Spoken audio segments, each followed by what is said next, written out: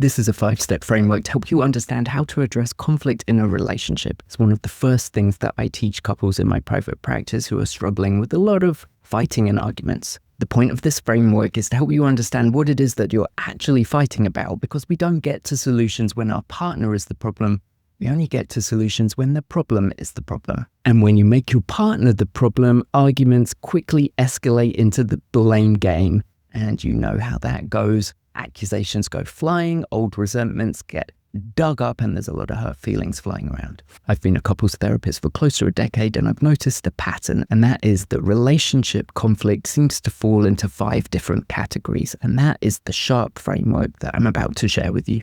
The first type of conflict is S for schedule conflict. These are the types of conflict that arise from daily activities, namely around who was supposed to do it or who forgot to do it. The problem here is not about your partner being lazy or forgetful, although that could be part of it. But the solution is not about blaming them because your partner is not the problem.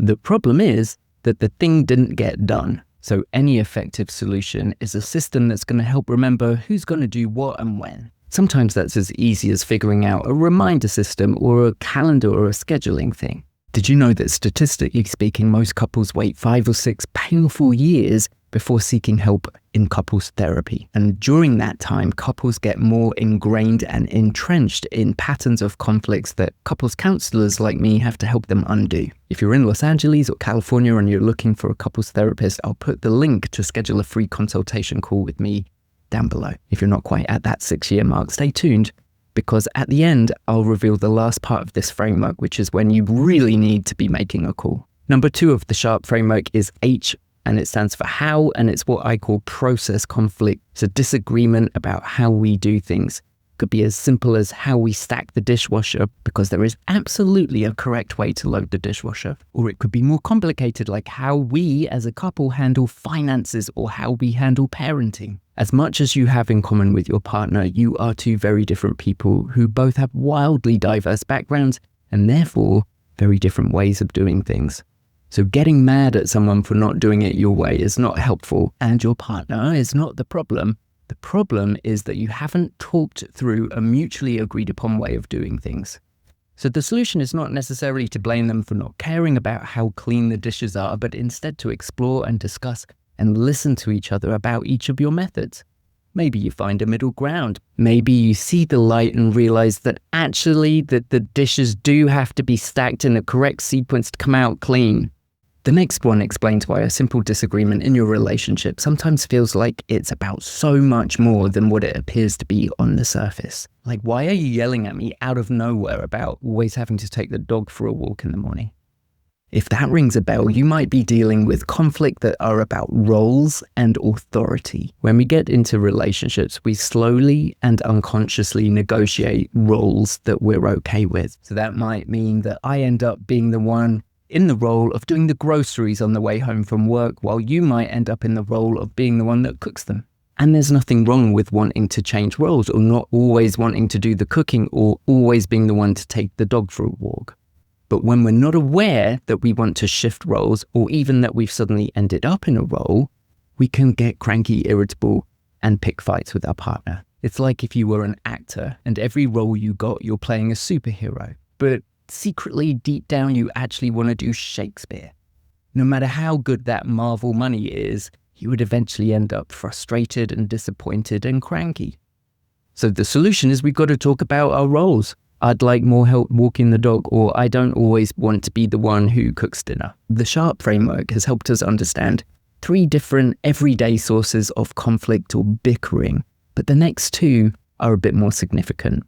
Not a lot of people realize that relationship anxiety is a massive driver for conflict in their relationship. The 4th layer of the SHARP model for understanding conflict in relationship is R for relationship anxiety.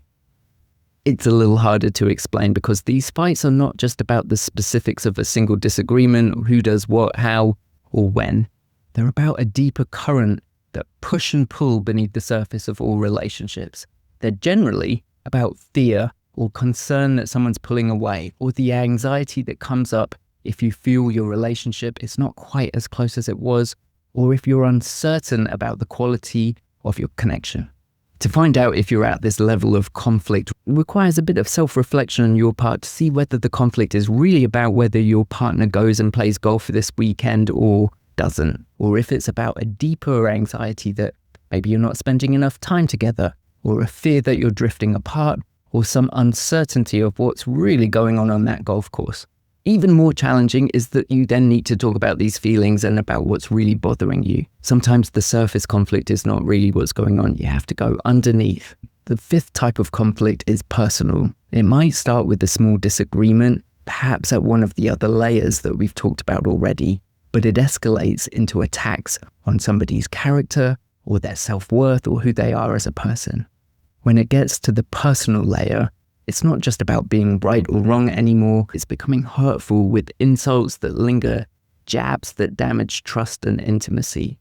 These are the mean things that are said in the heat of the moment that are intended to hurt or devalue the other person. Recognizing that conflict has got to the personal level as soon as possible is the key to keeping your relationship healthy. And it's definitely the time to get backup in the form of couples therapy or relationship coaching.